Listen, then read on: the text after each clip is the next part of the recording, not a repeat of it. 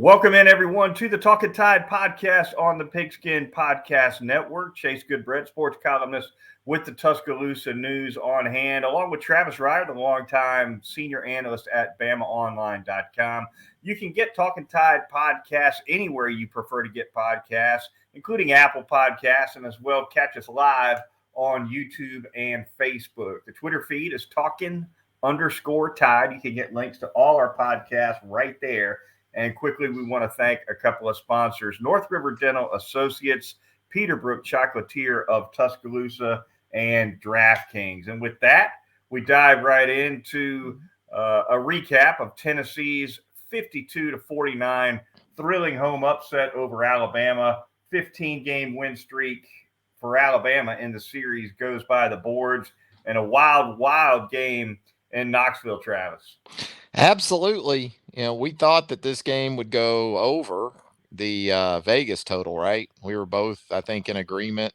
We both like Tennessee getting at the time what was 7.5 point.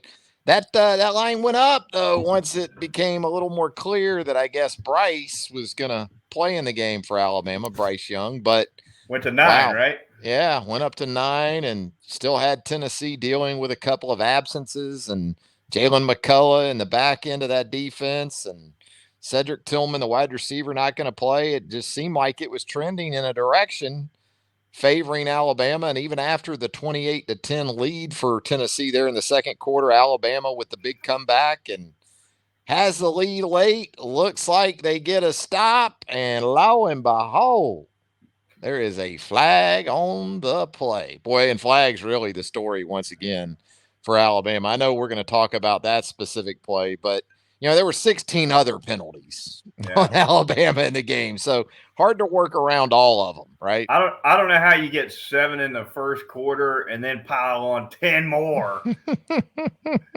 after that. What in the world? We'll get into that, no doubt, here on this edition of Talkin Tide. But of course, a game-ending field goal by Chase McGrath of Tennessee wobbles home, kind of knuckles home, looked off the foot, Travis, like probably no chance. And, of course, Will Reichard got a lot more lift on his game-winning potential, would-be game-winning field goal try. Did not go. That was a long one. And Nick Saban's coaching staff catching some criticism for those penalties, and rightfully so. Also, a lot of heat on, I think, the staff for the way they handled the sequence there with the play calls right before that field goal. Maybe make Tennessee burn an extra timeout with a run. Who knows? But a lot of what ifs and if onlys out there. But at the end of the day, Tennessee outplayed Alabama. Tennessee went out to that 28-10 lead, and even though Alabama came back, that was still the difference in the game, getting whooped like that. I think in the first quarter plus, they gave up touchdowns on Tennessee's first 3 possessions, just went right through the Alabama defense. And if you count the Quindarius Robinson miscue on the punt, Tennessee's first 4 possessions went for touchdowns. If you give them, if you want to call that that 4th possession, how it went with Robinson's miscue. Yeah, and just the continued lack of poise for Alabama on the road, really going back to last season and extending into this season. At some point, it's going to catch up with you. There were kind of the ingredients that we've seen in past Alabama losses on the road. A starting quarterback playing out of his mind, although Hendon Hooker certainly won't be confused with a guy like Steven Garcia or Zach Calzada. This guy is a future pro, an NFL quarterback. Not sure if he's a starting NFL quarterback or a long-term guy in the NFL, but he's definitely going to be in the league. The only thing really working against Hendon Hooker right now is that he turns 25 in January. The guy's already older than Mac Jones and Jalen Hurts and Tua Tagovailoa. But, that veteran presence obviously helped the Tennessee offense. And you're right. Even if you want to look at the lines of scrimmage, Tennessee controlled those for the most part, rushing for over 180 yards. And, Alabama with 1 sack and 2 tackles for loss in the game, Chase. 0 quarterback hurries, according to the Tennessee stats. That wasn't going to work defensively for Alabama. And then you can't run with Jalen Hyatt. That's a problem too, especially when you're getting sub-package personnel and one of your safeties matched up on him. Yeah, I thought somewhat quietly Tennessee's pass protection was a big storyline in this game. And Alabama's secondary, of course, after giving up 5 touchdown passes to Hyatt, is catching a lot of grief. But look, there wasn't any heat really to speak of. DJ Dale had Alabama's only sack on a push up the middle. But Tennessee did a great job on Will Anderson, did a nice job on Dallas Turner. We really didn't see the cheetah package. They pretty much kept that off the field. So you add all that together, and you got a secondary that was exposed. And look, Nick Saban really didn't mention much of anything about Alabama's lack of a pass rush. He did mention, though, that Tennessee's coaching staff was able to line up some mismatches in coverage that helped with all this too. I know Hyatt got loose on DeMarco Hellams, I think, more than once, and that's probably not a matchup you want. So a lot to sort through, a lot to unpack, as they say, Travis, with this Alabama defensive performance. Really rough from a unit that Alabama's really been able to count on for really all year until this one. Yeah, they have. They've still been spotty in some ways. I caught some heat last week for kind of pointing out that if you're truly an elite defense, even against Texas A&M in the first half of that game, the 2 turnovers that set Texas A&M up on some fairly short fields, I get it. That was a tough spot to be in. But if this defense is what we think it is, then you force at least 1 field goal on those 2 opportunities. Now, they did more of that in the second half. But, I guess if I'm an Alabama fan, my biggest problem with all that, a couple of things from Saturday against Tennessee, is that some of those same matchups were the matchups Tennessee got on you in Tuscaloosa last year. Right. Except it was Daniel Wright instead of DeMarco Hellams. Yeah. Right? Yep. So what did you learn from those? You got away with it. You got away with it because you won by 28, ultimately. But that was a tight game going into the fourth quarter last year. And so, we've heard Nick Saban talk many, many times about, it's always nice to be able to learn lessons in a win as compared to a loss. Based on what Alabama was getting matched up with in the secondary, it didn't look to me like they learned anything from last year's game, because you had essentially a lot of the same matchups, just with different guys. In fact, it was so bad in Tuscaloosa a year ago, Daniel Wright was benched for an injured DeMarco Hellams in that game. Mid-game, they went to DeMarco, who was dealing with the ankle stuff last year. So you can't plead ignorance or you didn't know. You saw this last year. Now, the one thing they did do, and I think this hurt them probably in their run defense, and it's something we talked about last week, was how do you approach Tennessee to open possessions with your front? Last year, they were more heavy. They went 3 defensive linemen and Will Anderson. We talked about that last week. Mm-hmm. Saturday, they want to play Dallas Turner and Will Anderson together. I get that. But that left them lighter than a year ago than when they had LeBrian Ray at a defensive end and Will at the jack. So and Tennessee hurt Alabama on the run. They did enough. Ran for 180 or They did enough. They didn't kill them, but they also have backs and a quarterback who are yards after contact guys. So because you've got 4 linebackers on the field a lot with just 2 DLs in that nickel package, some of those 2-yard runs turn into 5, 6, 7, right? After the contact. And that's where you missed a guy like Jalen Moody, I think, in the game, because Jalen Moody gives you some thump against the run. Now, he may not be the athletic guy that Deontay Lawson is, and Deontay's going to be great. This isn't to put him down at all. But I think one of the things that hadn't been talked about is I think you missed Jalen Moody in this game where your run defense was concerned. And then when Tennessee started pulling linemen and running some of that counter type action, You're asking Dallas Turner and Will Anderson to take that on and set edges against stuff like that. And that didn't always work out well either. And strangely enough, Travis, the word straight from Nick Saban midweek was Jalen Moody was a go. I was surprised that he didn't. Yeah. That was interesting for So sure. I don't know. Maybe the decision was made just to go with Deontay. And again, I think Deontay's going to be great.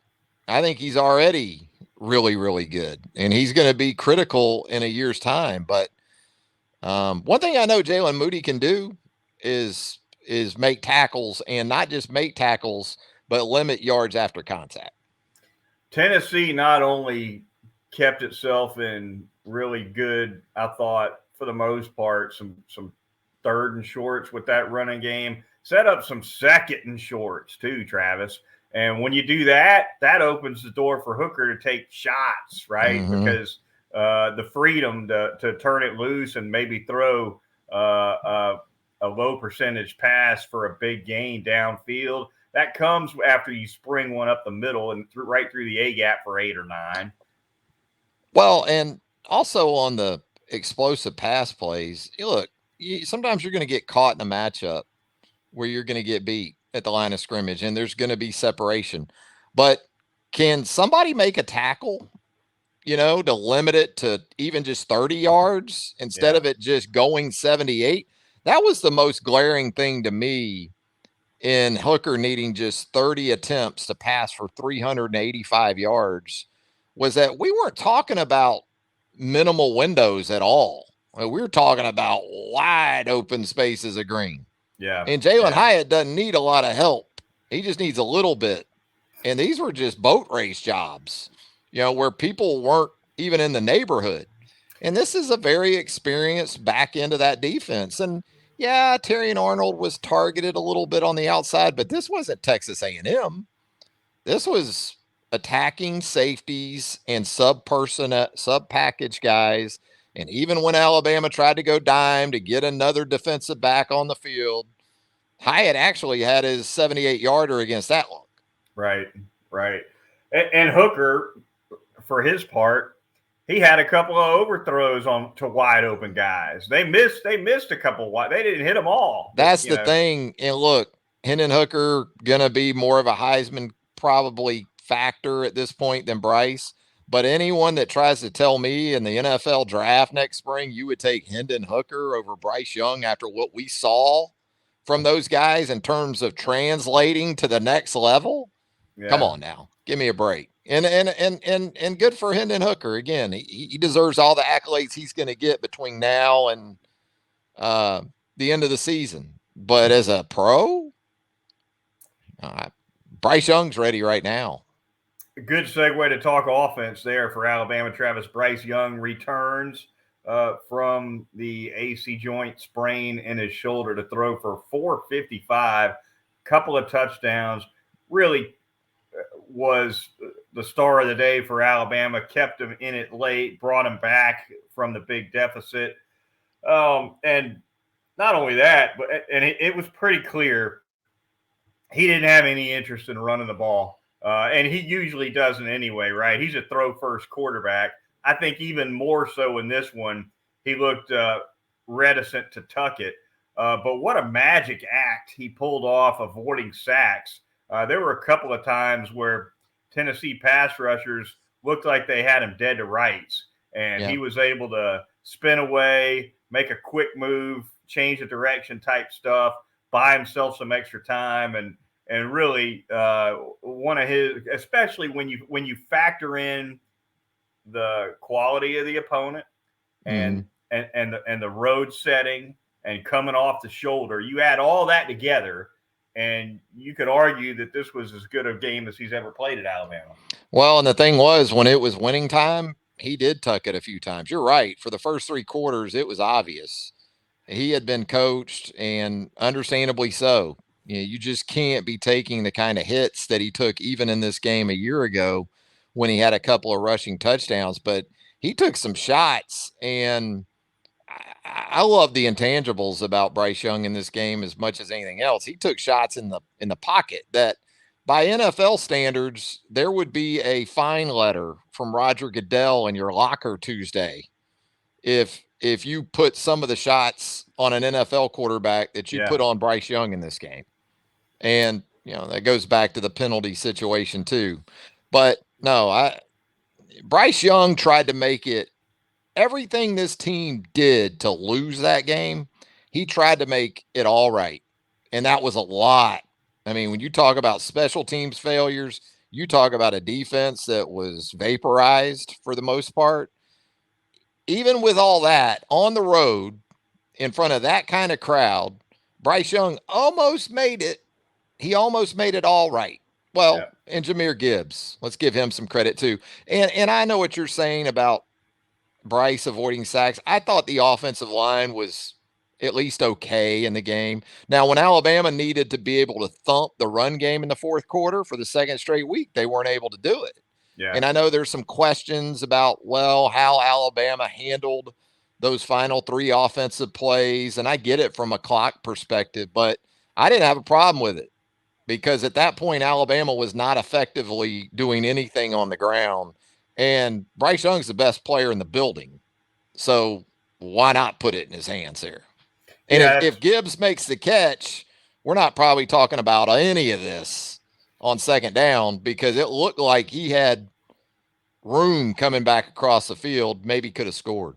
That could have been big. There's no doubt about it. You hate to see that for Gibbs, who played such a really good Yeah, and I've game. got no problem with Jahmyr Gibbs either, by the Yeah. way. Yeah.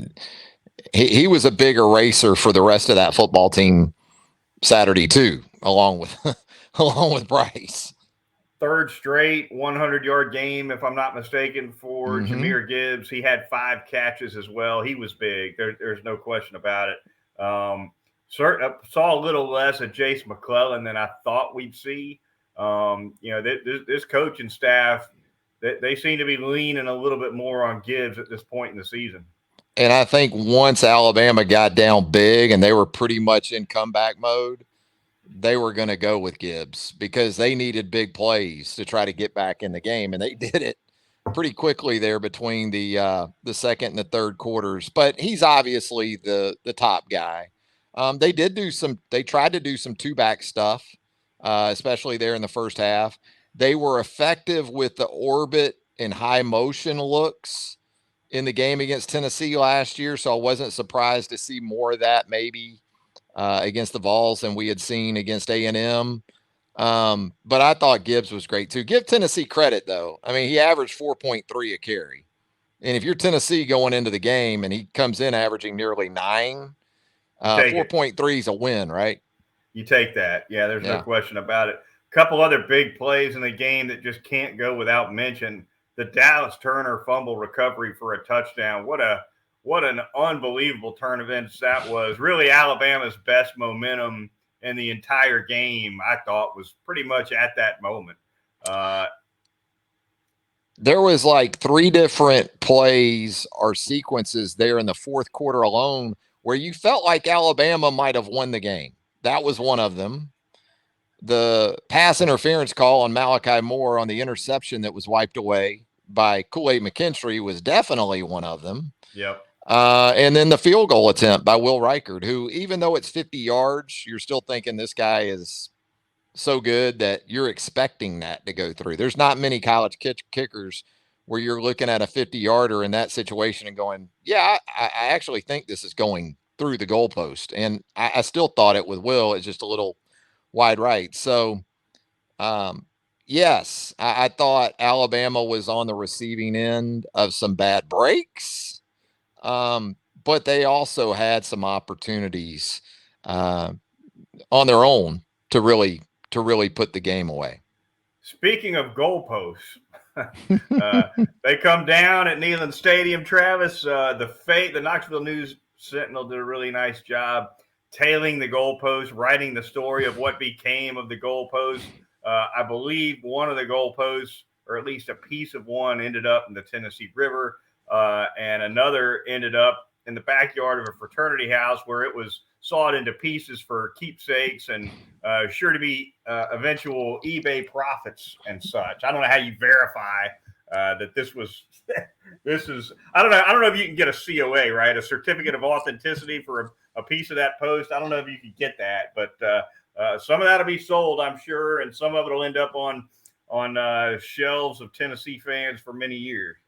And then we see on social media Sunday, Tennessee football, Tennessee athletics, asking fans to donate for the new pair. Yeah. What is that about? Well, I mean, they owe about $100 million still in buyouts, I think, so times is hard.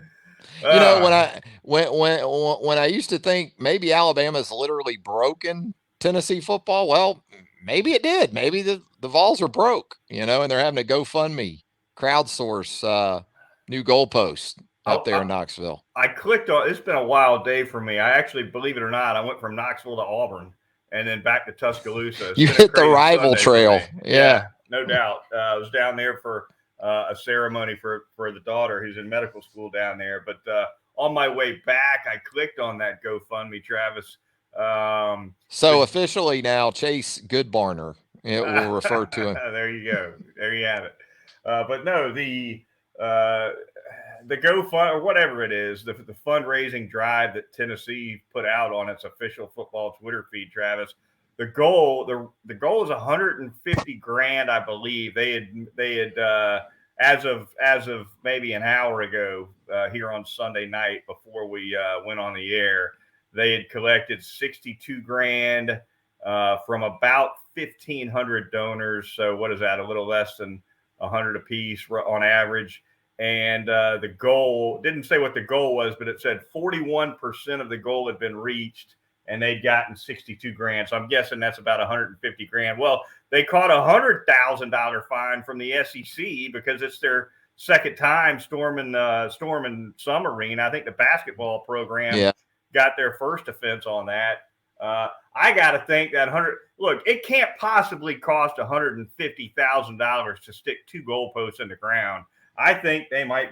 I wonder if they might be trying to help pay that SEC fine too with this drive. Yeah, you never know. Big baseball fans suddenly in Knoxville these days with that baseball program. Maybe they tore down a foul pole after a 2 of 3 win over LSU or something. No, I mean it speaks to how wins over Alabama still resonate, unlike maybe in all of sports right now. Really, I'm talking about the after effect.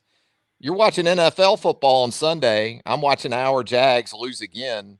It's Jags Colts. Does anybody watching Jags Colts really care about Tennessee or Alabama football? I mean, the numbers of people that are watching that game, right?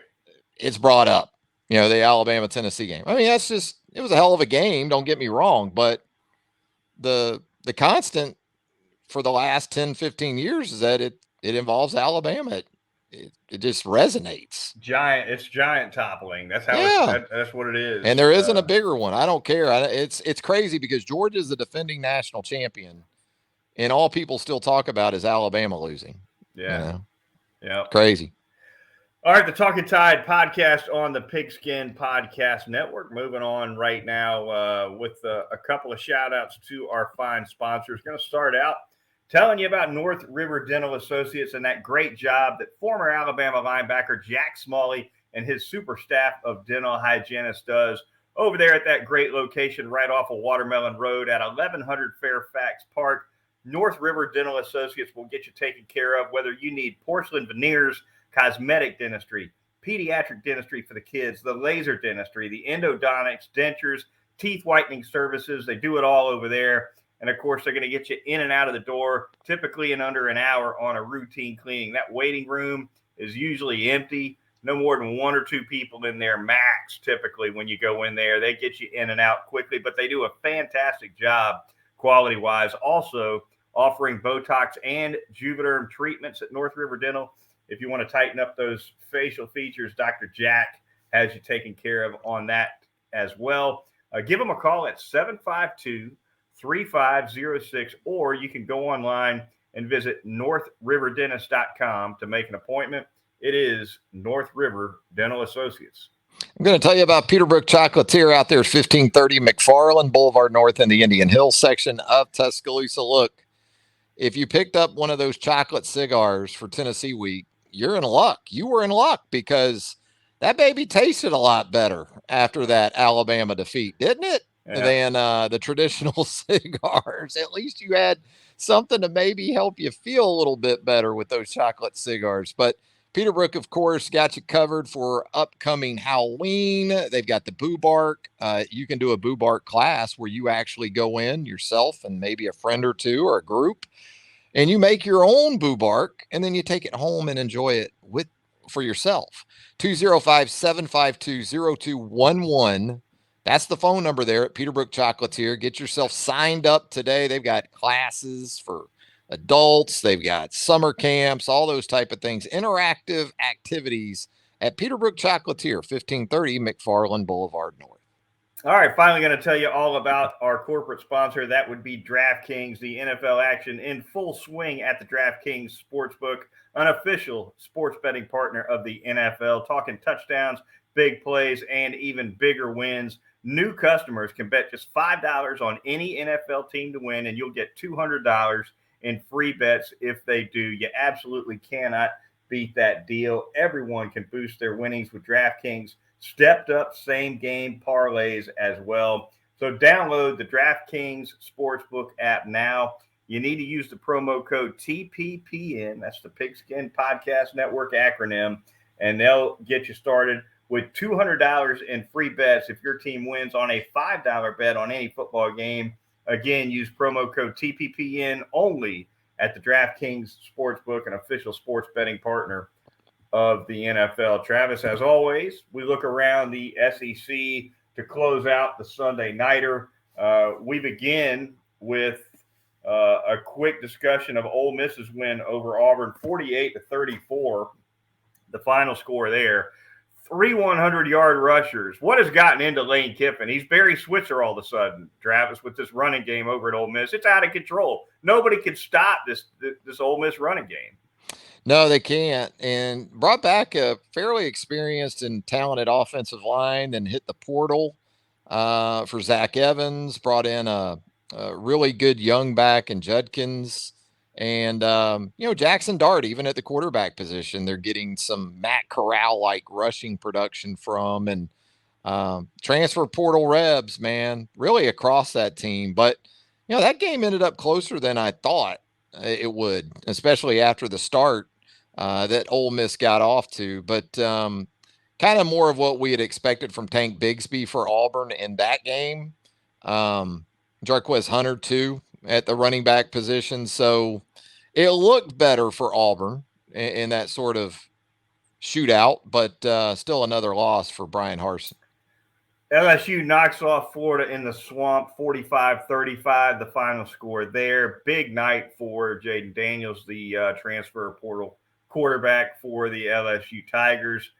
Richardson for Florida played okay, had a really nice rushing game, but they're looking for more for him for sure in the passing game. But really, Travis, Florida's defense, kind of the story in this one, just looked horrible against LSU. Yeah, that's cringy for a Florida defense to get beaten up like that. And, something about LSU going into Gainesville, they don't seem to fret that very much lately, it seems like. And Daniels is playing at a pretty consistent and high level. So if you're an Alabama fan and thinking about quarterbacks on the horizon like Will Rogers, well, you're going to have another one coming off that bye week when Alabama goes to Baton Rouge and sees Daniels and the Tigers.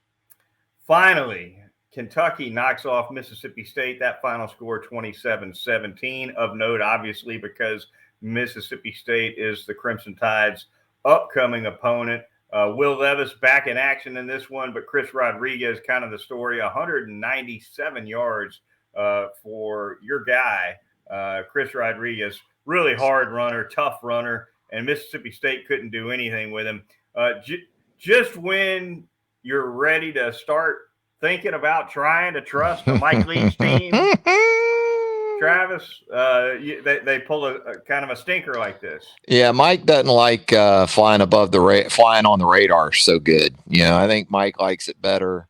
Pirate likes it better when he's able to kind of sneak up on your ship, and take over things. But I had that one wrong, and that's what I get. You said the key word. I trusted Mississippi State in that spot, and I did too. I picked them. I know we did, and that's what we both get. And so, yeah, Levis, big performance, but I guess the Kentucky defense too. You look at 17 points from Mississippi State in that game. You got to give those guys a lot of credit. That is going to do it for this edition of the Talkin Tide podcast. I want to thank our viewers and listeners on YouTube, Facebook, and elsewhere. Be sure to join Travis and I on Wednesday night when we preview the Crimson Tide's upcoming home game against the Mississippi State Bulldogs. So for Travis Reier, the San Diego Padres hat-clad Travis Reier. Braves are out. Yep. Braves are out, so I'm on the Pods bandwagon. There you go. There you go.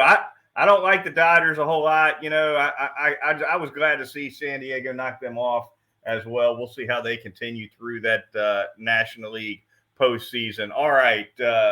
Thanks for joining us here on Talkin Tide. We will talk to you on Wednesday night.